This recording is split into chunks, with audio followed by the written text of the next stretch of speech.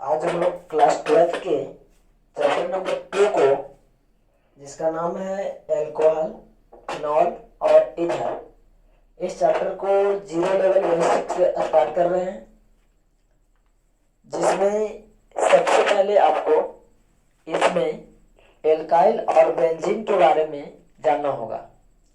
जिसमें एल्काइल को हम लोग 11th में पढ़े हैं, जिसको सूचित करते हैं आर से, कैपिटल आर यानी कि बड़ा आर के द्वारा। आर का मतलब होता है हाइड्रोकार्बन। आर का मतलब हाइड्रोकार्बन।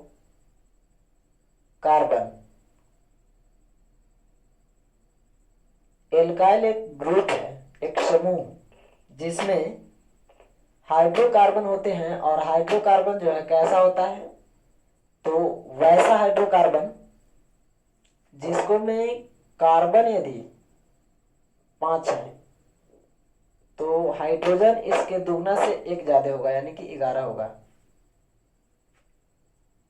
यानी इसको हम कह सकते हैं कि एल्काइल किसे कहते हैं, तो एल्काइल का मतलब होता है एक हाइड्रोकार्बन है जिसको में कार्बन की संख्या के दुगना से 1 ज्यादा हाइड्रोजन होता है। यदि हम C5 लिए हैं तो H11 हो गया है। यदि हम यहाँ पे 3 लेते हैं तो 3 के दुगना 6 और 1 अधिक 7। एल्काइल के मतलब समझ में आ गया होगा। एल्काइल का मतलब होता है C और H से बना पदार्थ जिसमें C के दुगना से 1 ज्यादा हाइड्रोजन होता है। यदि यहाँ हम 2 लेते हैं तो ये 5 हो जाएगा, दुगना से 1 अधिक 2 के दुगना 4 और 1 अधिक 5। ठीक है, तो ये हुआ एल्काइल का मतलब। ठीक है, क्या एल्काइल सबको क्लियर है? एल्काइल का मतलब होता है C के दुगना से 1 ज्यादा उसमें हाइड्रोजन होगा। ठीक है, तो पहला टर्म से जान गए कि एल्काइल एक ग्रुप है। एल्काइल किसे कहते हैं? एल्काइल को बड़ा आर के द्वारा सूचित किया जाता है। एल्काइल को हाइड्रोकार्बन भी कह सकते हैं और उसमें हाइड्रोजन जो होता है कार्बन के दुगना से 1 अधिक होता है। अब हम लोग जानेंगे दूसरा टर्म्स क्या है, तो बेंजीन। दूसरा क्या है? बेंजीन। बेंजीन का सूत्र होता है C6H6। इसको आप लोग इस रूप में भी देखे होंगे।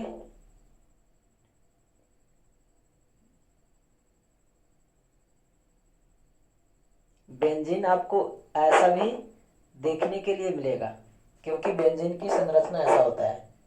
बेंजीन के सबसे ऊपर वाला ये जो भाग मुड़ा हुआ दिखाई दे रहा है, यहाँ पर कार्बन है, यहाँ पे कार्बन है, यहाँ पे कार्बन है, यहाँ कार्बन है, यहाँ कार्बन है, यहाँ कार्बन है। सबसे ऊपर वाला को बोलते हैं बेंजीन में, सबसे ऊपर वाला जो कार्बन है इसको बोलते हैं इप्सो। क्या बोलते हैं? इप्सो।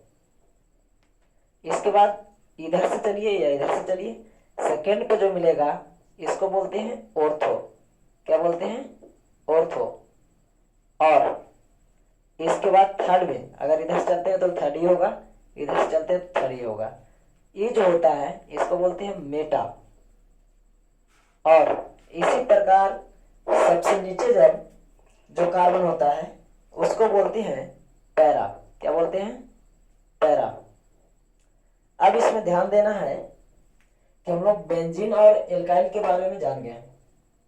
एल्काइल क्या है? तो एक हाइड्रोकार्बन है जिसको में कार्बन के दुगना से 1 अधिक हाइड्रोजन होता है। बेंजीन क्या है? तो बेंजीन का सूत्र होता है C6H6। ये भी एक हाइड्रोकार्बन है। और बेंजीन की संरचना इस प्रकार होता है, और सबसे ऊपर वाला को इप्सो बोलते हैं, नीचे वाला को ऑर्थो बोलते हैं, इसके बाद पैरा मेटा बोलते हैं, और इसके बाद पैरा बोलते हैं। Ipso ortho meta para, ipso ortho meta para. Benzene में ipso ortho meta para. Benzene में क्या होता है? मेरे साथ बोलेंगे, ipso ortho meta para, ipso ortho meta para. इसका यूज इस चैप्टर में होने वाला है। ठीक है, तो हम लोग बेंजीन और एल्काइल ग्रुप के बारे में जान चुके हैं। अब हम लोग स्टार्ट करते हैं। इसमें एल्कोहल, फिनॉल और ईथर जो है, इस सभी के बारे में धीरे धीरे अध्ययन करेंगे। तो इसमें हम सबसे पहले आपको बताते हैं ईथर। ठीक है, तो ईथर क्या है? ईथर क्या है? तो क्लास 11th में ईथर के बारे में, ईथर क्रियाशील समूह एक पढ़े थे हम लोग। ईथर क्रियाशील समूह जिसका सूत्र होता है O। लेकिन यहाँ पर केवल O को, ईथर को, क्रियाशील समूह को नहीं पढ़ना है। यहाँ पे हम लोग को ईथर से संबंधित कार्बनिक यौगिक के बारे में पढ़ना है।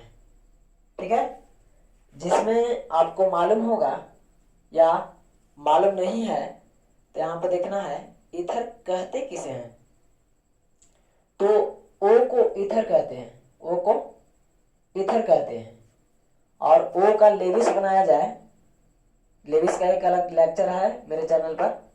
तो ईथर का, यदि ईथर के मतलब यहाँ क्या ऑक्सीजन है, इसके बाह्यतम में देखा जाए तो 2 4 यानी कि बाह्यतम में 4 आता है। तो इसका लेविस इसका परमाणु संख्या कितना 8 है। बाह्यतम में 6 होता है, 2 6 2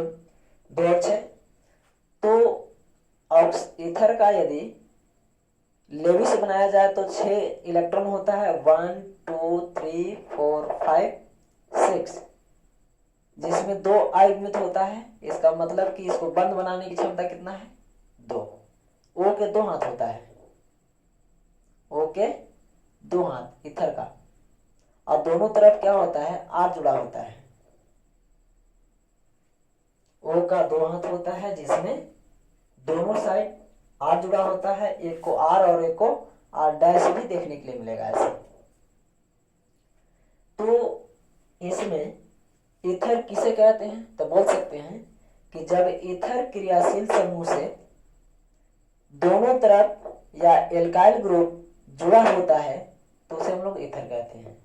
जब ईथर क्रियाशील समूह एल्काइल ग्रुप से जुड़ा हुआ हो तो उसे ईथर कहते हैं। जब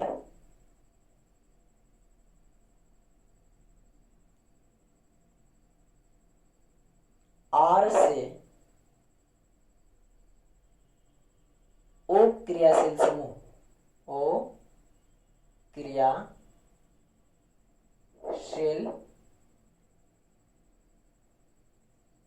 समूह जुड़ा होता है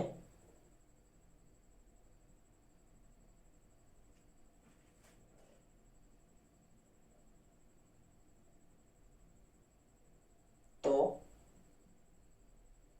उसे ईथर कहते हैं।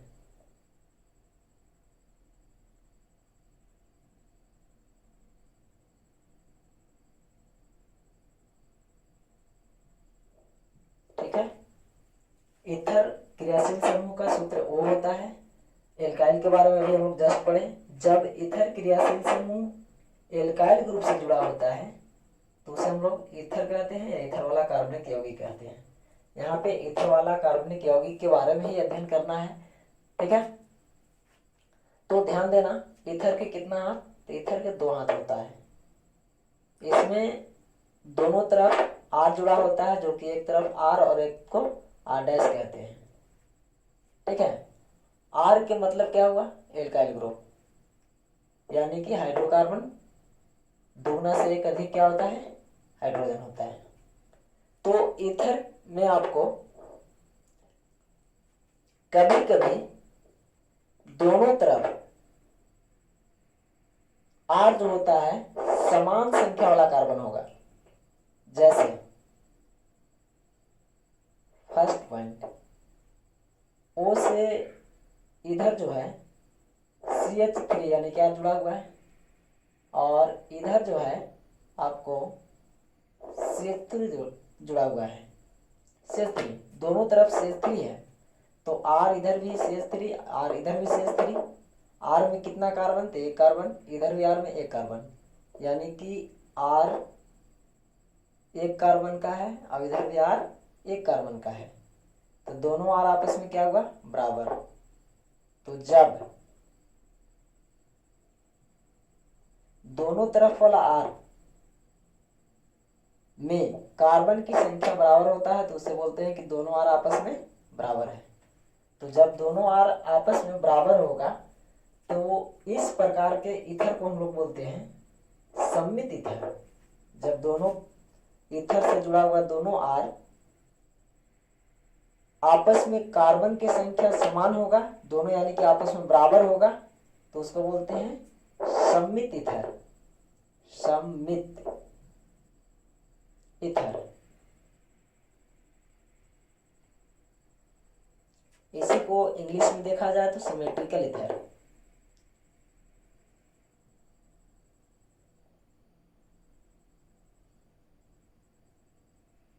ठीक है। अब इसमें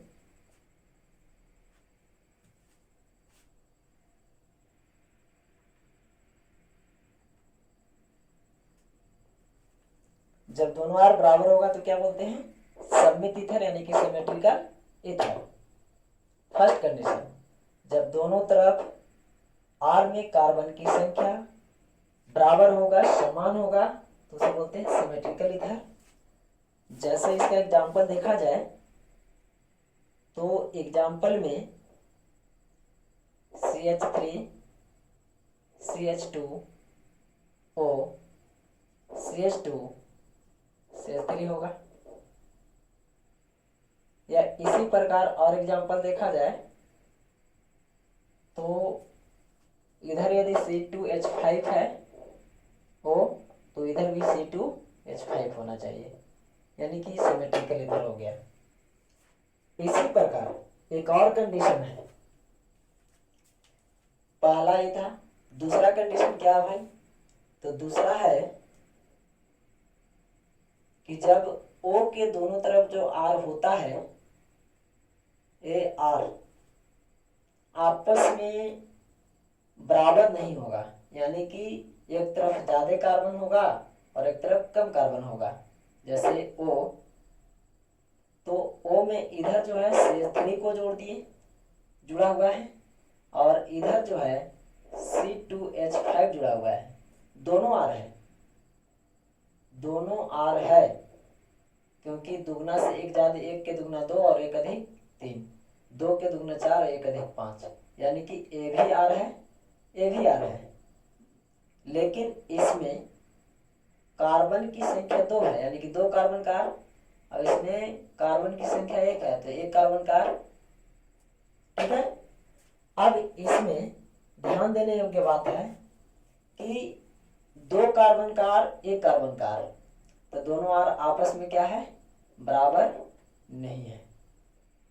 R और R डैश आपस में बराबर नहीं है, और इसको में R और R डैश आपस में बराबर था। बराबर था तो सममित, और यदि आपस में बराबर नहीं है तो इसको बोलते हैं असममित ईथर। असममित ईथर। ठीक है, जिसको बोलते हैं अनसिमेट्रिकल ईथर।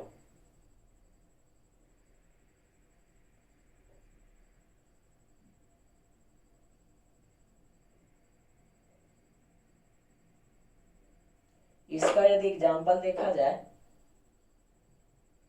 तो इसका एग्जाम्पल हो जाएगा, और जैसे यहाँ पर C3H7 को ले लिए O, और इधर हम क्या ले लेंगे, अलग होना चाहिए कोई, C2H5। इधर जो है R, इधर भी R है, इस R में दो कार्बन है, इस R में तीन कार्बन है, यानी कि दोनों आपस में बराबर नहीं है, अनसिमेट्रिकल ईथर। और देखा जाए तो यहाँ पर यदि हम C4H9 और O, और इधर जो है C5H11 को ले लेते हैं, तो इसमें भी दोनों तरफ R में कार्बन की संख्या एक तरफ 4 है, एक तरफ 5 है, यानी कि दोनों R आपस में बराबर नहीं है। ये 4 कार्बन का R है और ये 5 कार्बन का R है, दोनों आर आपस में बराबर नहीं है, अनसिमेट्रिकल ईथर। तो क्या आपको ये टॉपिक क्लियर हुआ ईथर के बारे में? जब ईथर से एल्काइल ग्रुप जुड़ जाता है तो उसे ईथर कहते हैं, ईथर वाला कार्बनिक यौगिक कहते हैं। ईथर दो प्रकार के होता है, एक सिमेट्रिकल ईथर और एक अनसिमेट्रिकल ईथर। सिमेट्रिकल के मतलब होता है कि O क्रियाशील समूह से जुड़ा हुआ दोनों एल्काइल ग्रुप में कार्बन की संख्या समान हो तो सिमेट्रिकल, और यदि दोनों तरफ जो एल्काइल ग्रुप जुड़ा होता है उसमें कार्बन की संख्या अलग अलग है, भिन्न भिन्न है, तो उसे बोलते हैं अनसिमेट्रिकल ईथर, असममित ईथर। तो इस लेक्चर में हम लोग सममित ईथर और असममित ईथर के बारे में जान गए हैं। अगला वीडियो में हम लोग फिनॉल और एल्कोहल के बारे में पढ़ेंगे। तो तब तक के लिए धन्यवाद।